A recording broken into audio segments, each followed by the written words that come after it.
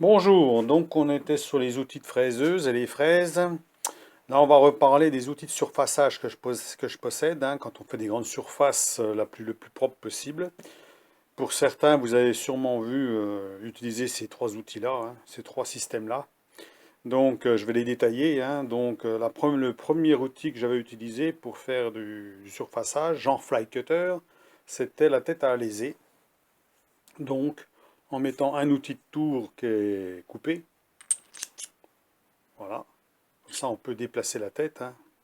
Mais en fonction du déplacement de la tête, bien sûr, du rayon qu'on veut donner, il faut mettre un contrepoids de l'autre côté, hein, voilà, on met un contrepoids.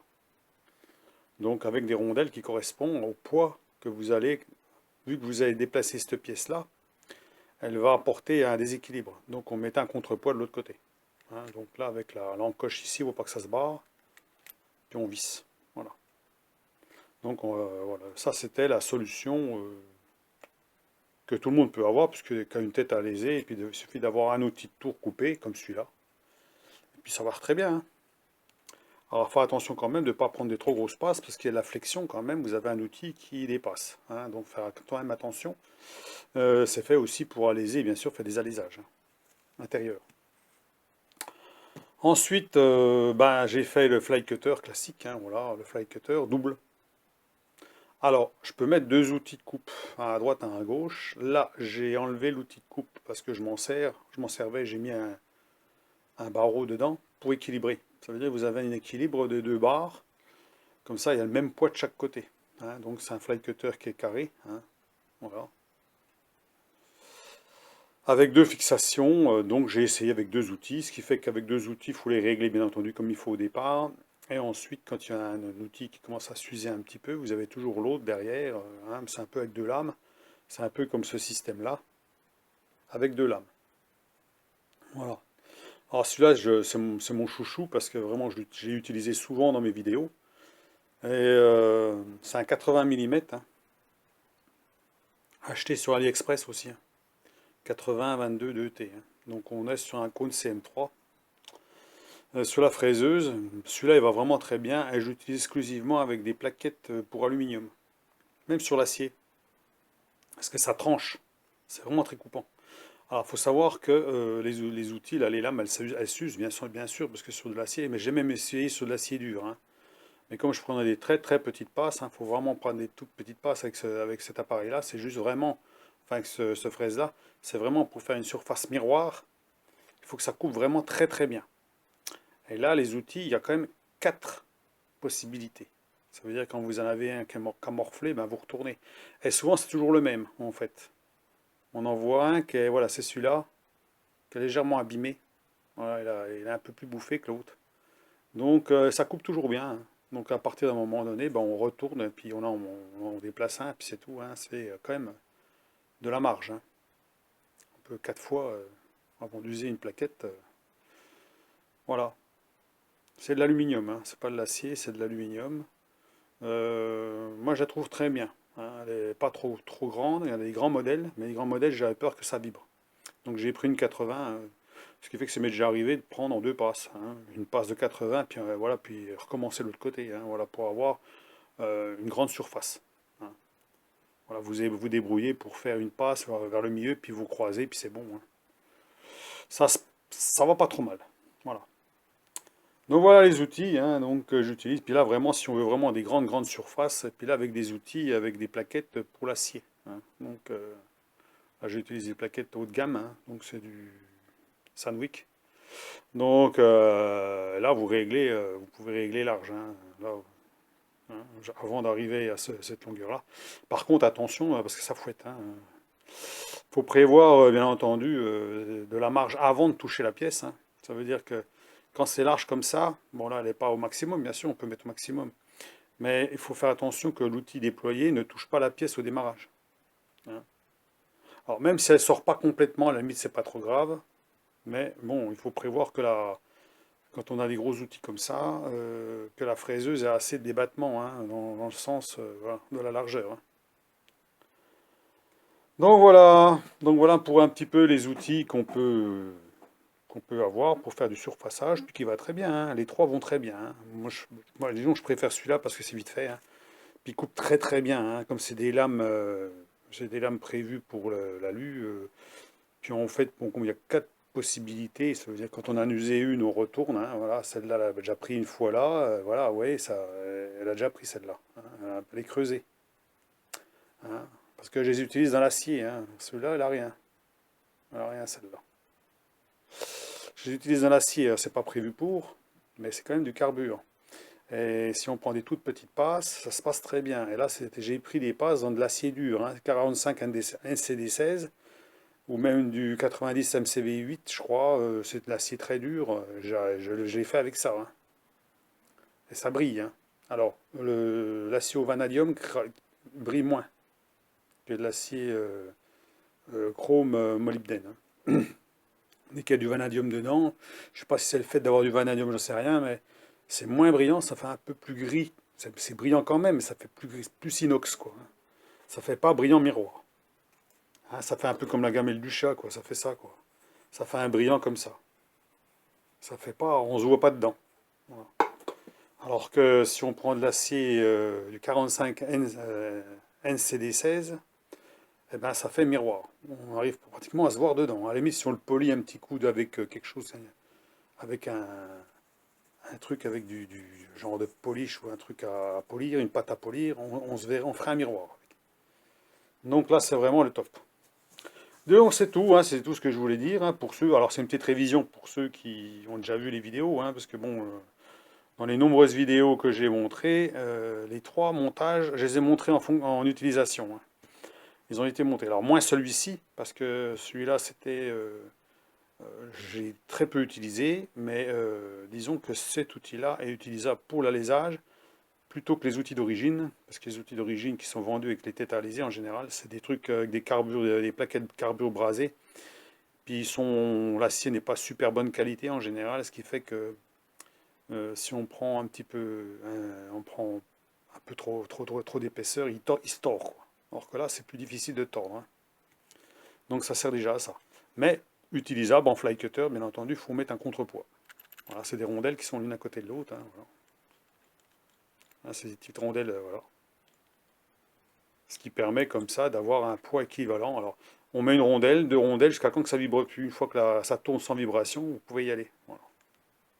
Bien sûr, on le met du côté où il y a l'encoche ici, il y a une encoche, hein, prévue. J'ai prévu une encoche ici pour pas que ça vienne à se barrer au moment que ça tourne, hein. Parce qu'en général, on tourne quand même assez vite, hein. Quand on fait du fly cutter, il faut tourner assez vite, hein. Au moins 900 tours par minute. Il faut quand même que ça tourne relativement vite pour avoir un bel état de surface. Puis on avance doucement. Voilà. Donc voilà, et on prend quelques dixièmes maximum, hein. Il ne faut pas prendre très peu de matière, hein, on est d'accord, hein. Voilà, à ce moment-là, on met aussi des protections parce que ça gicle partout, hein, donc ça balaye les copeaux, hein. Donc on en retrouve des fois 3 mètres plus loin, hein. Donc je mets toujours un morceau de carton derrière. Ça tape sur le carton, ça tombe par terre, comme ça tombe au niveau de la fraiseuse, hein, ça tombe pas, on n'en trouve pas parce que c'est quand même des copeaux qu'on retrouve, donc c'est pendant les godasses et tout, c'est embêtant. Donc voilà, dites-moi ce que vous en pensez pour ceux qui veulent s'amuser ou ceux qui ont acheté une fraiseuse ou qui veulent voilà investir, ben, soit qui se fabrique un fly cutter, donc on n'est pas obligé de le faire carré, hein. Moi j'ai fait carré, j'ai voulu le faire d'une façon originale pour pas faire comme tout le monde, hein. Voilà, c'est percé en travers, hein. C'est bien équilibré, il n'y a pas de problème, hein. Il a été fait comme il faut, hein. J'ai voulu le faire carré parce que personne ne les fait comme ça. Voilà, tout simplement. J'ai dit, tiens, je vais en faire un comme ça. Mais ça m'a toqué de faire ça comme ça. Il va très bien, pas de problème.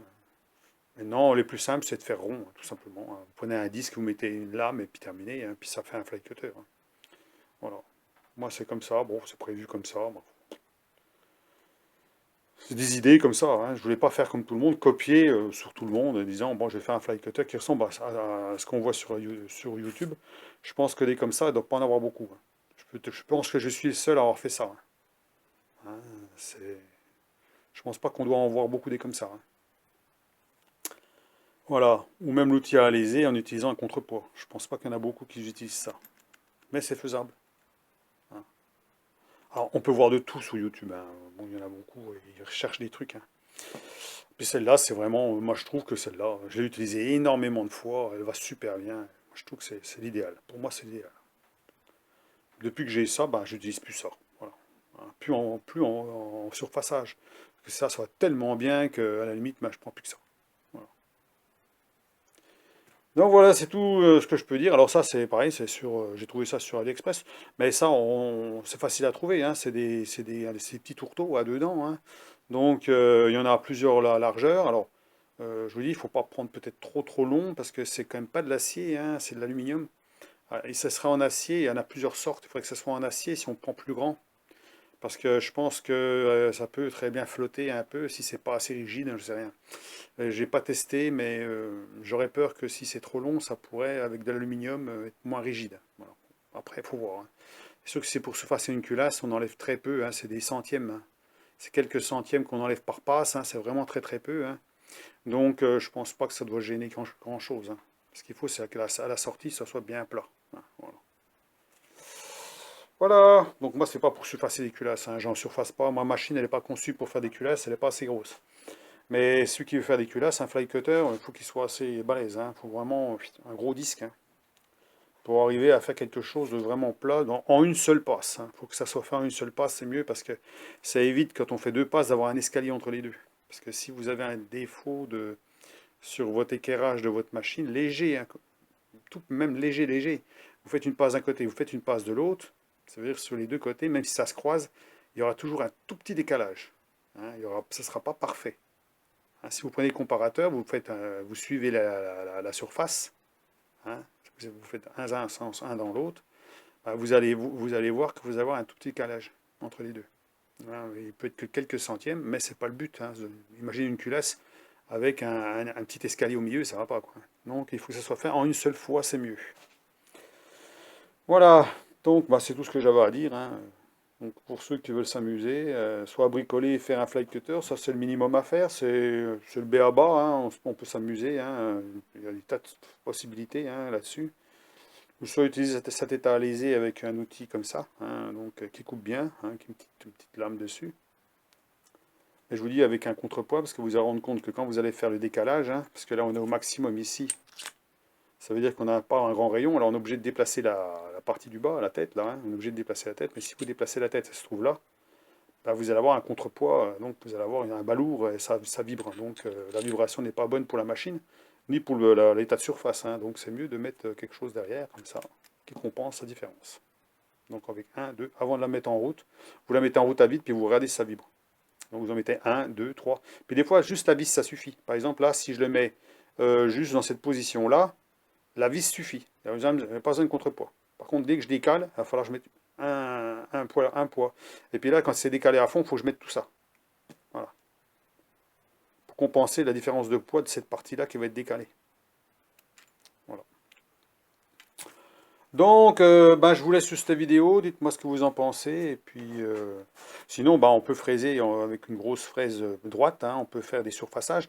Mais bon, ça ne sera jamais miroir. Ça ne sera jamais propre, hein. On va faire un peu ça. Si vous voulez, ça fait des stries, hein, croisées. Des tortillons, c'est pas très joli, hein. Si vous voulez vraiment une surface parfaite, vous pouvez regarder mes vidéos en l'utilisation si vous avez le temps de les regarder, parce que bon, il y en a beaucoup. Il faut tomber dessus, hein. J'en suis bientôt à 800 vidéos, donc dans les 800 vidéos, j'en montre pas mal, hein, quand même, hein, avec des tests sur les matériels. Et donc vous pouvez voir ce que ça donne, hein, avec ces outils, hein, avec ces fraises-là, hein. Donc comme ça permet de voir, vous, ce qui vous intéresserait le plus d'avoir. Voilà, donc à vous de jouer, hein, à vous de savoir ce qui vous intéresse le plus, hein. C'est pas, voilà, tête à léser, c'est le minimum, hein, sur une fraiseuse, il faut en avoir une, hein. Une tête à léser, c'est obligatoire, hein. Faut en avoir une, hein, parce que des fois on est obligé d'ajuster, hein, pour un alésage, hein. Les forêts, on n'a jamais des gros forêts très très gros. Moi je m'arrête à 30 mm en forêt. Après s'il faut 31, ben, vous êtes coincé, quoi, hein. Donc il faut une tête à léser, hein. Et puis vous enlevez 5 dixièmes par 5 dixièmes au rayon, ça fait 1 millimètre. Et puis voilà, hein, puis c'est bon, hein. Puis vous y arrivez, hein. Alors c'est long bien sûr, mais bon. Un fly cutter, c'est presque indispensable d'en avoir un, hein. Avec ça peut vous suffire, hein. Et puis une fraise comme ça, bah, c'est vraiment le luxe, on va dire, le luxe de l'avoir. Mais bon, on peut en avoir, pour les petites machines, le tourteau n'est pas vraiment intéressant. Le tourteau a plusieurs dents, hein, j'appelle ça. Parce que ça, c'est un tourteau à deux dents, c'est pas un fly cutter, hein. C'est un tourteau à deux dents. Ceux qui ont 5 dents, quatre cinq dents, c'est moins évident, c'est moins intéressant parce que ça vibre plus. Ou alors, il faut mettre des plaquettes alu dessus. Hein. Quand vous avez plus de dents, ça a tendance à vibrer. Moi, j'en avais essayé un avec des plaquettes pour l'acier, ça allait pas. Hein. Ça ne faisait pas un état de surface propre. J'ai pas trouvé que c'était super bien, donc j'ai abandonné. J'ai plutôt pris ça, moi.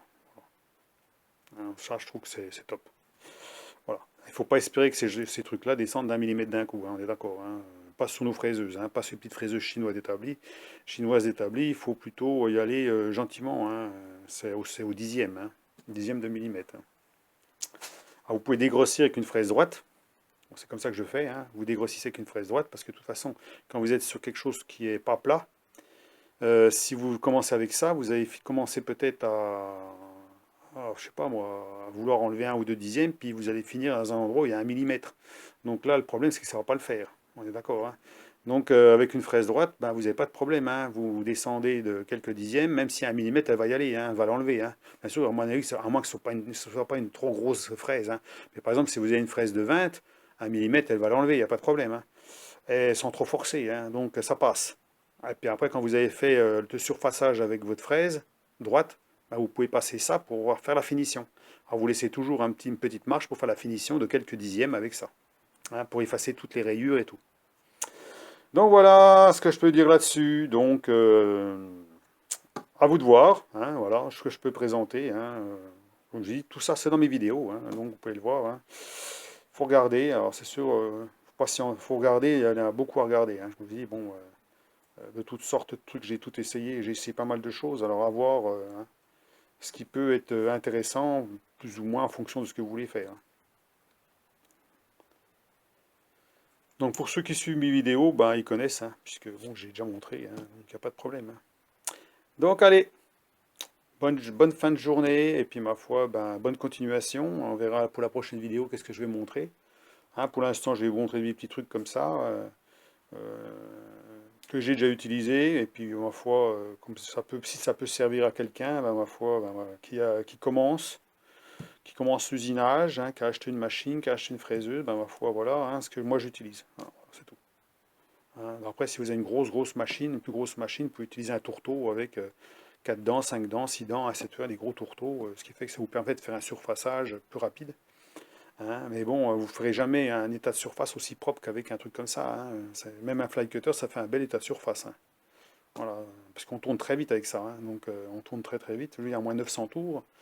Ce qui fait qu'on avance tout doucement à 900 tours, on ne voit pas les rainures, hein, ou très très peu. Hein, c'est vraiment. Hein, le chouï, mieux c'est celle-là parce que les plaquettes c'est pour l'aluminium. Alors c'est sûr que ça tranche, hein, c'est un rasoir au bout. Hein. Là, au bout, si je prends un bout de papier, je fais ça, ça coupe. Hein. Là, il n'y a pas de problème. Hein. Là, ça tranche. Donc, eh ben voilà. Donc, allez, à plus, à la prochaine. Au revoir.